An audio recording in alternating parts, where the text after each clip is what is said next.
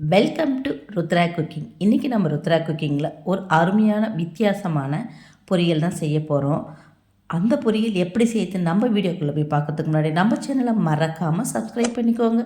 சமையல் பண்ணுங்கள், ரொம்ப ரொம்ப சந்தோஷமாக இருங்க.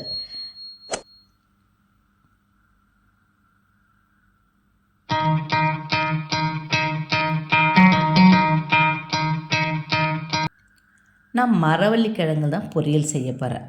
ஒரு 1.5 கிலோ மரவள்ளி கிழங்கு இருக்கிற மாதிரி வாங்கிட்டேன். சரி, இவ்வளோ இருக்கே, என்ன பண்ணலான்னு பார்த்தேன். சரி, பாதி வேக வச்சு அப்படியே கொடுத்துடலாம், மீதியை பொரியல் செஞ்சிடலான்னு. இப்போ மரவள்ளி கிழங்க தோலெல்லாம் எடுத்துடலாம். இது தோல் எடுத்துகிட்டு கழுவி கட் பண்ணி கழுவுனா ஈஸியாக இருக்கும். அப்படியே போட்டால் நிறைய மண் இருக்கிறதால குழன்னு கழுவுறதுக்கு ரொம்ப நேரம் ஆகும். இப்போ நான் தோலெல்லாம் எடுத்துகிட்டு தண்ணியில் போட்டு நல்லா வாஷ் பண்ணி அப்படியேவும் வானலில் கடாயில் எதில் வச்சு நீங்கள் வேக வச்சிடலாம். இல்லை குக்கரில் வச்சிங்கன்னா ஒரு 2 விசில் விட்டால் போதும். நிறைய விட்டிங்கன்னா குழன்னு ஆகிடும். இப்போ நம்ம இதை குக்கரில் வச்சு அதுக்கு தேவையான அளவு தண்ணி சேர்த்து உப்பையும் சேர்த்துக்கலாம். என் பேத்தி கூட நான் தான் உப்பு போடுவேன், நான் தான் தண்ணி ஊற்றுவேன், அவள் தான் இதெல்லாம் செஞ்சால் கூடயே ஹெல்ப் பண்ணேன் எல்லாத்துக்குமே. இப்போ நம்ம இந்த குக்கரில் எல்லாத்தையும் சேர்த்து வேக வச்சிடலாம். 2 விசில் போதும். இப்போ 2 விசில் வச்சு நம்ம வேக வச்சாச்சு. எடுத்து பார்த்துடலாமா? கிழங்கு சூப்பராக வெந்திருக்கு. இதை கூட நான் தான் டெஸ்ட் பண்ணுவோம் பாட்டி அப்படின்னு சொல்லிவிட்டு அவளே நல்லா வெந்திருக்கான்னு பார்த்தா. இப்போ கிழங்கு நல்லாவே வெந்திருக்கு. இதை தண்ணியெல்லாம் எடுத்துட்டு பாதி அப்படியே கொடுத்துட்டேன் சாப்பிட்றதுக்கு. அதை ஈவினிங் டீ கூட ஸ்நாக்ஸாக வச்சு சாப்பிட்டாச்சு. மீதியை பொரியல் செஞ்சிடலான்னு அதை எடுத்து நான் என்ன பண்ணேன், பொடி பொடியாக கட் பண்ணேன்.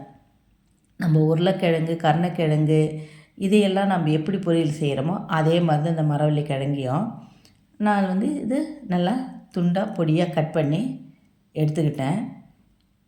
இதில் நம்ம வெறும் மிளகாத்தூள், உப்பு மட்டும் போட்டு செய்யலாம். இல்லை நம்ம கொஞ்சம் மசாலாலாம் சேர்த்தா இன்னும் கொஞ்சம் வித்தியாசமாக டேஸ்ட்டாக இருக்கும். தயிர் சாதம், ரச சாதம் இது கூட தொட்டுக்கிட்டு சாப்பிட்லாம். இல்லை சும்மாவே கூட வெறும் வாயில் சாப்பிட்டா கூட அவ்வளோ அருமையாக இருக்கும் இந்த பொரியல். இப்போ கட் பண்ணி வச்சு எல்லாத்தையும் கட் பண்ணி ஓரமாக வச்சுட்டு ஒரு கடாய் எடுத்துக்கலாம். கடாய் எடுத்து அதில் ஒரு 4 டீஸ்பூன் இருக்கிற மாதிரி எண்ணெய் சேர்த்துக்கலாம்.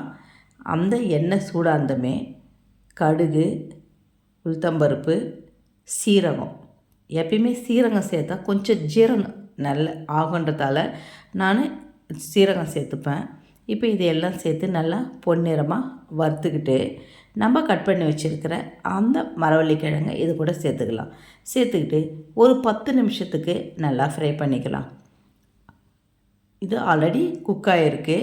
இப்போ கொஞ்ச நேரம் ஃப்ரை பண்ண, இந்த 10 நிமிஷம் ஃப்ரை பண்ணாலே போதும், நல்லாவே அது ஃப்ரை ஆகிடும்.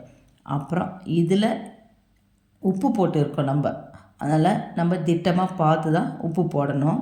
இப்போ இது கூட தனியாத்தூள் நான் ஒரு 1/2 டீஸ்பூன் சேர்த்துக்கிட்டேன். சில்லி பவுடர் காரத்துக்கு தகுந்த மாதிரி சேர்த்துக்கோங்க. நான் காஷ்மீர் சில்லியும் சேர்த்துருக்கேன். அப்புறம் கரம் மசாலா, கொஞ்சம் மஞ்சத்தூள் கலராக இருக்கும், கொஞ்சம் மஞ்சத்தூளும் சேர்த்து தேவைப்பட்ட உப்பு சேர்த்துக்கலாம். நம்ம உப்பு போட்டு வேக வச்சுருக்கிறதால டேஸ்ட் பண்ணி பார்த்துட்டு உப்பு தேவைப்பட்டால் சேர்த்துக்கலாம். இப்போ எல்லாம் சேர்த்து நல்லா பச்சை வாசனை போகிற மாதிரி நல்லா ஃப்ரை பண்ணிவிட்டு அப்படியே மேலே கொத்தமல்லி தழை தூவிட்டு ஒரு தட்டில் எடுத்து வைக்கும்போதே எங்கள் வீட்டில் எல்லாமே காலி ஆகிடும். இது அந்த அளவுக்கு டேஸ்ட்டாக இருக்கும். நீங்களே இது ஒரு வாட்டி வீட்டில் ட்ரை பண்ணி பாருங்கள். மறக்காமல் நம்ம சேனலையும் சப்ஸ்கிரைப் பண்ணிக்கோங்க. சமையல் பண்ணுங்கள், ரொம்ப ரொம்ப சந்தோஷமாக இருங்க. கஷ்டப்படாமல் இஷ்டப்பட்டு சமைச்சா சாதாரண சமையல் கூட சரித்திரம் படைக்கும். கரெக்டாக? இந்த வீடியோ உங்களுக்கு பிடிச்சிருந்தா உங்கள் ஃபேமிலி அண்டு ஃப்ரெண்ட்ஸுக்கு ஷேர் பண்ணுங்கள். நன்றி, வணக்கம், வாழ்க வளமுடன்.